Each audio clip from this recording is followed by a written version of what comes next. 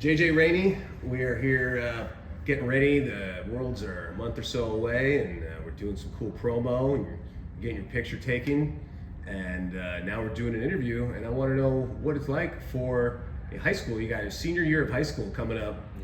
Yeah, that you still got to get through that. But now you're on a senior world team. So tell me about how the last few months have been for you. It's been pretty crazy, Just we've been traveling a whole bunch this summer and trying to, get better and stuff. So it's been pretty wild. Obviously, I haven't been home much, so I mean that part kind of sucks. But it'll all be worth it whenever Worlds come around. So it's been a pretty hectic summer. Yeah, you've gotten to go overseas already. Have you've been overseas before at making age level Worlds? Yeah. So and you got Greco experience there. But tell me about what your thoughts are. Have you ever been to Azerbaijan before? Have you been to Hungary? Were those new places for you? Yeah, those both were new. Azerbaijan, that was a great camp, but I really didn't like it. I mean, that was my first real overseas camp, and it felt like we were there for months, but we were only there for it was still a pretty good while, like 12, 13 days, but that one I did not like. And then Budapest, that was a fun one. I really liked Budapest. That was a good time. What was different about Azerbaijan? Was it the food? Was it just the climate? I don't know. I just think it was how they ran the practices. Were they tough? Yeah, they were tough practices, and they made us we'd run, we'd lift, we'd practice, we'd do a whole bunch of stuff. And in Budapest, it was more just wrestling, and that's what I'd rather do. So yeah. That's why I like Budapest more. And was it with the Azerbaijan team? Did you get to put your hands on some Azeris? Yeah. What was different about wrestling them, or really anybody on this trip, than what you get in the U.S.? I just feel like they're more all around just solid than a lot of Americans are in Greco.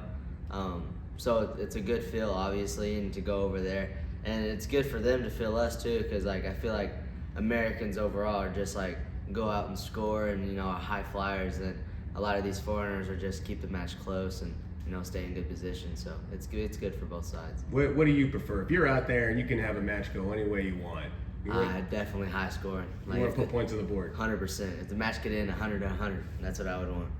What would be, maybe not your go-to, your best move, but what's the most fun move to hit? When you're done, because not strategy-wise, don't want to give any tips away to any potential opponents. But I mean, when you hit this move, you're like, yes, that was what I wanted. Definitely just a body lock. If you can go out there and you're wrestling, and I don't know, if I just even see a body lock or I hit a body lock, I'm looking around for a camera, making sure I look good. But a body lock, that's definitely, I would say that's probably the coolest move. You're thinking put me on an IG reel. I want to tag me on that because I want to make this is a highlight for the fans. 100%.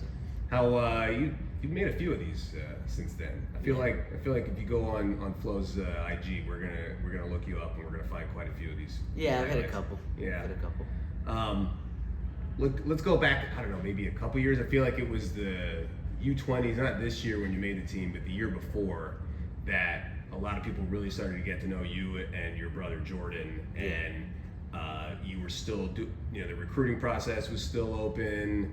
I think Who's Number One was after that. So what's those couple years like? Because I don't know, does it feel like you went from a little bit more in the background wrestling from Kentucky, where you're from, to a much more national spotlight over the last couple years? Yeah, for sure. So I would say it was the 8th grade summer. No one really knew much about me and my brother. We were just kids from Kentucky that were wrestlers. I mean, it wasn't nothing special. And then we went to Fargo that year, and I ended up doubling up, and my brother won Greco, and he placed in a really hard bracket in freestyle, and then people were like, yeah, okay, well, I think we know these guys now. And then ever since then, I feel like we've gone to these tournaments, people know us, and we just keep getting better. And so ever since that one tournament that year, it's been different since. Everyone knows us now. We go to these tournaments. We know everyone, of course, and it's just fun. And since then, you've also committed to Oklahoma State, a program with pretty high profile right now. David Taylor taking over for John Smith. John Smith, obviously a legend. David Taylor, just getting started in his coaching career, but things are going pretty well so far. Talk about what that recruiting process was like, and how much you and your brother discussed it between you about, because you're going together, and the lineup, where you're gonna wrestle, and all that. How'd that process go for you? What can you share? Yeah, it was a pretty wild process. Ever since that first night we were able to take calls, our phones blew up. And to be honest, I didn't think that night we were gonna get many calls, maybe 1 or 2, and then we'd go to bed, wake up, we'd have a couple the next day. But no, as soon as it hit 12 o'clock, we had a whole bunch of calls. I think we had like 13 that night, and like 5 were top 10 programs. So we were pretty excited for that. And then just making this decision, me and my brother, of course, we talked a lot. And we went on 5 visits to our final 5 schools. And it just, I would say there was 3 that really were just in the hunt the whole time. And those 3, we talked about it a lot. And it just, finally we came down to the decision. We thought Oklahoma State was the best for us. And I mean, obviously I don't know how lineup's gonna work yet, because we still got a whole nother year of high school to do. But I think we'll fit into the lineup wherever they need us, and because a team is gonna get their best guys in the lineup wherever they can. And I feel like me and my brother, I feel like we're 2 of the best guys on the team, so I think we'll fit in there just fine, and hopefully win some national titles in the future. Yeah, you trust your coaches, and it'll work itself out. Oh yeah, no, and for this last year, I mean, hey, you got a world championship to wrestle in, so obviously that's going to be your focus right now. Yeah. But are you going back Union County, Kentucky? Is that the plan? Wrestle your senior year there? Yep, wrestle my senior year there. Get hopefully 1 more state title. My brother hopefully gets 1 more. It'll be 6 for him, and then hopefully our team can win another state title, and then that'll be a good way to end it. Yeah, I have to imagine. I mean, I haven't looked at the Kentucky high school wrestling standings lately, but I feel like you guys are probably favorites to get another title. I would say so. But I don't know. Kentucky's gotten a lot better over the years. Did you watch your brother was not the only Kentuckian to win a Fargo title this year? We had another high school teammate won. We also had 1 more All-American, so that was crazy for just Kentucky overall. I think it's the most All-Americans we've ever had, and we had 2 champions. Yeah, Team Kentucky.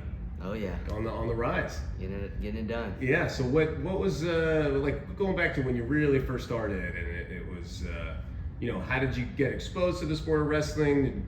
When did you start taking it seriously, and then when did you know that nothing against Kentucky, but like, okay, maybe I start wrestling in some national tournaments? Yeah. So we started really wrestling whenever I was around 4 years old. My dad wanted us to do it just so we could have like self-defense or whatever. Because, I mean, we were pretty small kids, so it's something good to do. And so we started doing it. And I'd say, like, the first year, I mean, we just did it to do it. And then the next year, we started going to local tournaments, and we were like, we really like this. So then whenever we were about, like, 7 or 8, we started taking it more serious. We started going to, like, Illinois, Indiana, Tennessee, wrestling in those tournaments. And we were winning them, so we were like, all right, I think we're ready to go. So then we started going to the big nationals. And I remember the first national we went to, I think I went 0-2, and my brother went like 2-2. I don't think either of us placed. We were like, all right, we got a lot of work to do. So then we just started, that's when the grind started. The next year we went to the same tournament. I think I got 3rd and he won it or something like that. So it's just been a crazy journey ever since the start, When were those tournaments? When was that turning point? Was that middle school? I would say I'd say right before middle school, because like in middle school we were going to big duels like on the East Coast, like Wildwood and Virginia Beach. We were going to all those. So like before that, like I'd say about 2nd, 3rd grade is whenever we started going to like all the little kid nationals, and those were fun. And then we went to, of course, all the Virginia Beach duels and NHSCAs and all those, and we had a good time there.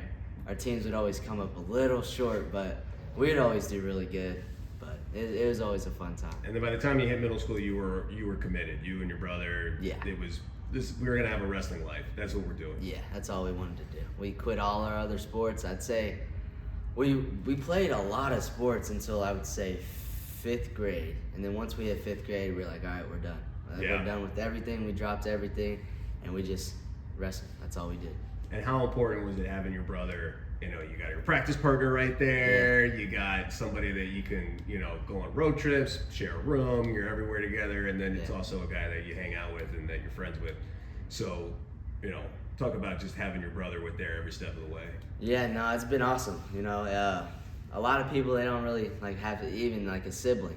He's like a big cheerleader to me. He's like a coach. He's always on me about like what I eat, how I train, like if I'm pushing myself hard in practice. And then, of course, if I just need someone to talk to about something, he's always there for me. He's pushing me. And, you know, having a brother, even like a twin brother too, we're the same size. We don't even have to go to a wrestling room. We can just wrestle outside. So it's awesome. You know, having a twin brother, I feel like it's definitely motivated me and it's motivated him, and it's helped both of us jump levels in our career. Yeah, and you know, identical twins, you guys are definitely the same size, but you've been shrinking a little bit. Yeah. You got to make 55 kilos. Talk about that, the challenge that is, and are you jealous that your brother's been kind of like moving up and enjoying, what was it, 138 at Fargo? Yeah, it was 38. Yeah, do you look at all those pounds that he gets and then you're like, maybe deal with that, but right now for the next, I don't want to think about it for the next month. Yeah, no, I mean, making weight for me is pretty tough.